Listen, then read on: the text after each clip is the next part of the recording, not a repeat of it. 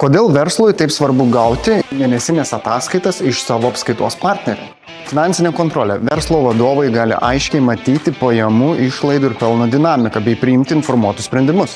Mokesčių planavimas. Ataskaitos iš anksto leidžia įmonei ruoštis mokesčių sumokėjimai bei planuoti ateities pinigų srautus. Likvidumas ir pinigų srautų valdymas. Ataskaitos leidžia suprasti, ar verslas turi pakankamai pinigų kasdieninėms operacijoms vykdyti, investicijoms užtikrinti ir skoloms padengti. Skolų ir įsipareigojimų valdymas. Ataskaitos leidžia suprasti, kaip greitai apmoka jūsų klientai, bei koks yra jūsų įsipareigojimo dydis ir kaip jis kinta laike.